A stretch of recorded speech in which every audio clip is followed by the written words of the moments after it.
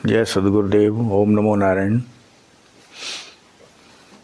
सूर्य साधना की इस तीसरे अंक में आपका फिर स्वागत है। जैसा कि हम पिछले एक दो अंकों से सूर्य साधना के बारे में विचार भी कर रहे हैं और प्रैक्टिकल साधना कैसे की जाए उसके बारे में भी हम संवाद कर रहे हैं, बतला रहे हैं। सूर्य साधना के कई चरण हैं और सूर्य साधना अपने आप में जीवन की सर्वोच्च साधना मानी गई है। सूर्य साधना के द्वारा जहाँ एक और हमें आरोग्य, तेज, ओज की प्राप्ति होती है, शक्ति की प्राप्ति होती है, चैतन्यता की प्राप्ति होती है, वहीं दूसरी ओर भगवान सूर्य की आराधना करने से हमें काल ज्ञान और ज्योतिष ज्ञान का भी अनुभव होने लगता है। जैसा कि मैंने पूर्व क्लिप में बोला था कि काल ज्ञान भारत की बहुत ही श्रेष्ठ विद्या है और जिसके पास काल ज्ञान है उसके जीवन में फिर अपूर्णता होती ही नहीं है, हो ही नहीं सकती है। क्योंकि काल ज्ञान जिस व्यक्ति को हो जाता है उसका जीवन ऊर्ध्वमुखी होने लगता है, सफलताएं उसके कदम चूमने लगती हैं, क्योंकि वो सही समय पर सही कार्य करता है तो वह पूर्णता की ओर अग्रसर हो ही जाता है। काल ज्ञान, ज्योतिष ज्ञान के बड़े बड़े ऋषि ज्ञाता हैं, जिनमें मैंने पहले भी बताया था कि ब्रह्मा जी से लेकर के सप्तऋषि, अत्रि, कणाद, पुलस्त्य, गौतम, भरद्वाज, वशिष्ठ, व्यास जी, पराशर, शक्ति मुनि और देवगुरु बृहस्पति, शुक्राचार्य जी और भी कई ऋषि ज्योतिष के प्रकांड विद्वान थे। उन्होंने महाकाल साधना की थी, उन्होंने सूर्य साधना की थी, उन्होंने भगवती की साधना की थी। इसीलिए उनको काल ज्ञान प्राप्त हुआ कि कैसे समय का कौन सा क्षण महत्वपूर्ण है, उस क्षण को पकड़ करके उसमें कार्य विशेष करके लाभ प्राप्त होता ही है। तो इस प्रकार से हमारे कई ऋषियों ने, चाहे वो वैदिक काल हो, चाहे आज का समय हो, सांदीपन ऋषि काल ज्ञान ज्योतिष के अद्भुत आचार्य थे, जहाँ जा कर के भगवान कृष्ण और सुदामा जी ने शिक्षा दीक्षाएं प्राप्त की। भगवान मार्कंडेय ऋषि जी को अद्भुत काल ज्ञान है, वे आज भी चिरंजीवी हैं और लाखों वर्ष उनकी आयु है, उनको भी अद्भुत काल ज्ञान है, ज्योतिष का अद्भुत ज्ञान। मार्कंडेय ऋषि जी ब्रह्म ऋषि हैं और ब्रह्म ऋषि बनने के लिए आवश्यक होता है कि हम पहले अग्नि विद्या को प्राप्त करें। अग्नि विद्या और सूर्य विद्या का बहुत ही महत्व है और सूर्य साधना, अग्नि साधना के द्वारा ही, यज्ञ अग्नि के द्वारा ही व्यक्ति पूर्णता को प्राप्त करता है और ब्रह्म ऋषि बनता है। क्योंकि ब्रह्म ऋषि का बनने का आधार जो है वो अग्नि विद्या है, सूर्य विद्या है, सूर्य सिद्धांत है। इस चीज को कठोपनिषद में भी कथा के रूप में बताया गया है कि किस प्रकार से उदालक मुनि के जो पुत्र थे श्री नचिकेता जी, किस प्रकार से वो उनको यमपुरी भेजते हैं और 3 दिन भूखे प्यासे रहते हैं वहाँ पे और यम कहते हैं कि मैं बहुत प्रसन्न हूँ, तुम मांगो नचिकेता, तुम्हें क्या वरदान चाहिए। तो नचिकेता तो पहला वरदान यही मांगते कि मेरे पिताजी क्रोध करते हैं, उनका क्रोध शांत रहे। तो एक मैसेज है ये पूरे विश्व के लिए कि क्रोध में आदमी अंधा हो जाता है और क्रोध से कई नुकसान कर बैठता है। अत्यधिक क्रोध होना बुरी बात है। व्यावहारिक क्रोध करना, छोटे रूप से क्रोध करना, समझाने डांटने के लिए उतना तो चलेगा, लेकिन अति क्रोध, भस्मासुर क्रोध से बचना होगा। उससे जो है हमारा जीवन नष्ट होता है। इसलिए उन्होंने कहा कि पहला वरदान अगर देना है यमाचार्य जी, तो हमारे पिता का क्रोध शांत हो जाए। तो बहुत खुश हुए यमदेव और दूसरे वरदान के रूप में भगवान यमाचार्य जी ने, यमदेव ने नचिकेता को कहा कि मैं तुम्हें अग्नि विद्या प्रदान करता हूँ।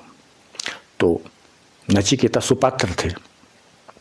एक बात ध्यान रखिएगा आप लोग कि जो भी साधना है, सिद्धियाँ हैं, कुछ भी सिद्धियाँ कर लो, लेकिन जब तक आपके जीवन में धर्म नहीं है, विजडम नहीं है, शील नहीं है, तब तक सारी हमारी सिद्धियाँ बेकार हो जाती हैं, हमारी शक्ति, हमारी सत्ता व्यर्थ हो जाती हैं। तो इस चीज़ का विशेष ध्यान रखना है। यम ने देखा, क्योंकि यम धर्म भी हैं, उन्होंने देखा कि नचिकेता ने अपने स्वार्थ के लिए कुछ नहीं मांगा, अपने लिए भी बहुत कुछ मांग सकते थे। तो इससे प्रसन्न होकर के अग्नि विद्या का दान यमदेव ने उनको दिया। अग्नि विद्या की दीक्षा दी, साधना के सूत्र बतलाए। क्योंकि अग्नि विद्या जो है वो बेस है, वो आधार है पूर्णता का। अगर आपने ब्रह्म विद्या प्राप्त करनी है तो आवश्यक है कि अग्नि विद्या पहले होनी चाहिए। सूर्य साधना, अग्नि विद्या, बस इसमें थोड़ा सा अंतर है। और महायान में, वज्रयान में इसको अर्ची साधना या महाविरोचन साधना के नाम से विख्यात है। क्योंकि मैंने उसका भी अध्ययन किया कि महाविरोचन साधना क्या है, अर्ची साधना क्या है।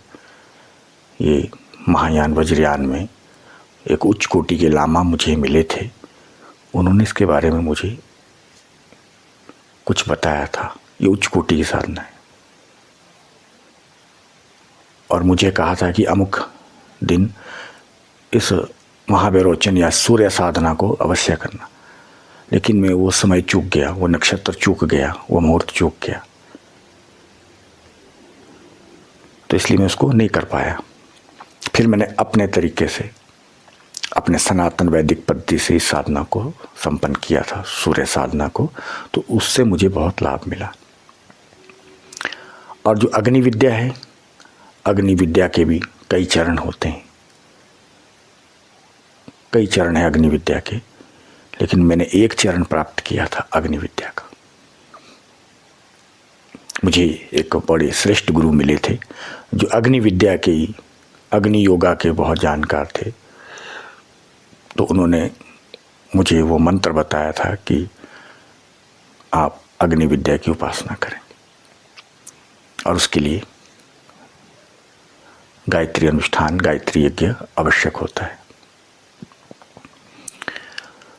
सो इसीलिए यमदेव ने उनको अग्नि विद्या दी और नचिकेता ने कहा मैं धन्य हूँ। अग्नि विद्या के द्वारा हमारे अंदर के कई दोष खत्म होने लगते हैं। अग्नि विद्या के द्वारा हमारी जो प्राण अग्नि है वो चैतन्य होने लगती है। और अगर उच्च कोटि की अग्नि विद्या साधना मिल जाए तो कायाकल्प होना भी शुरू हो जाता है।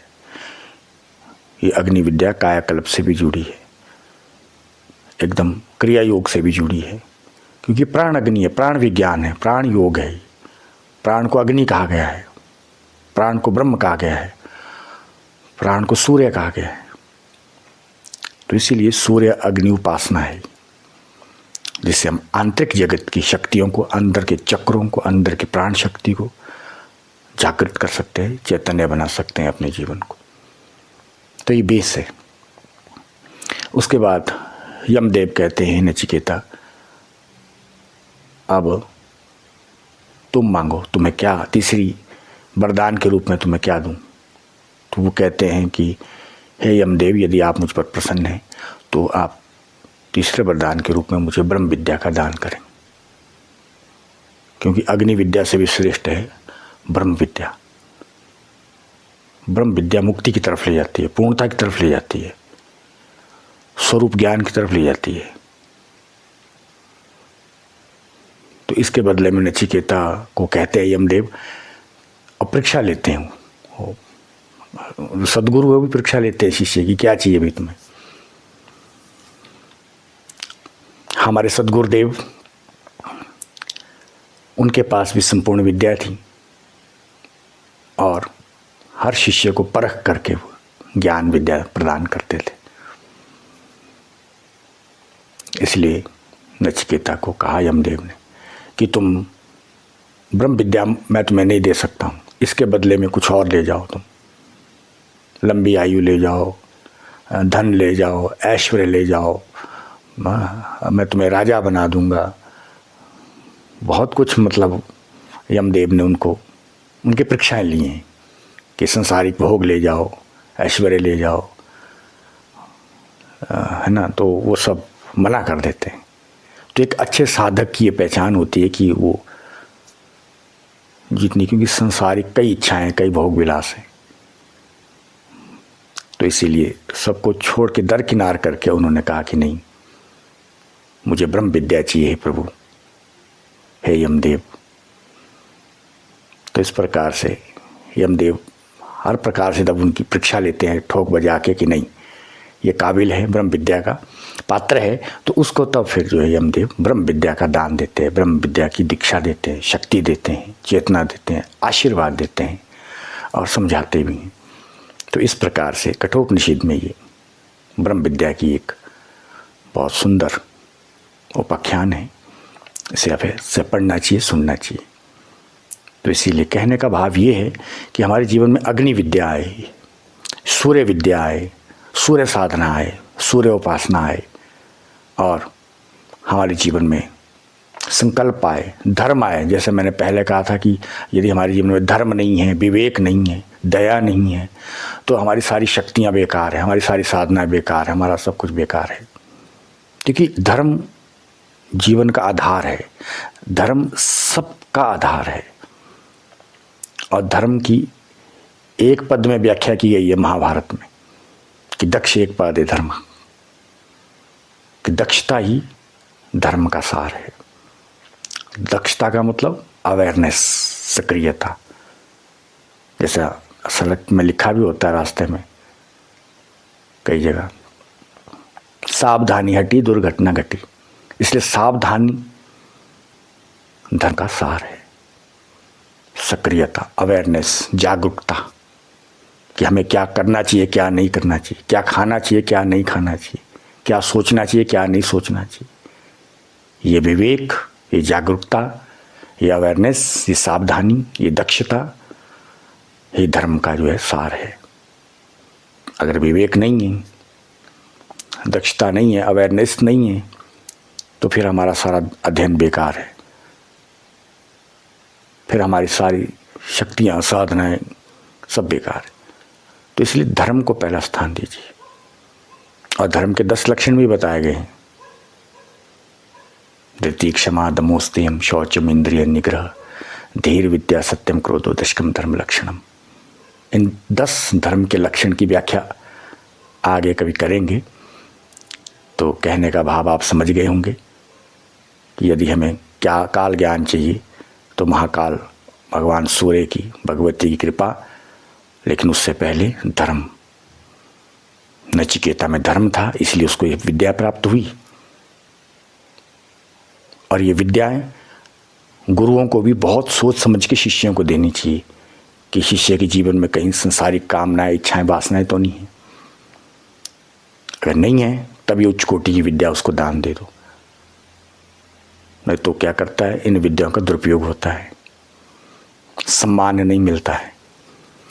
तो ये ध्यान रखिए। आज इतना ही। भगवान सूर्य की कृपा आप पर बरसती रहे और काल ज्ञान, ज्योतिष ज्ञान प्राप्त हो सही समय का कि हम क्या कार्य करें, किस समय करें। ऐसा भगवान से प्रार्थना करते हैं। आपके जीवन में मंगल हो, आनंद हो, भक्ति हो और जो सर्वोच्च चीज़ है धर्म हो, दक्षता हो, अवेयरनेस हो। ओम नमो नारायण।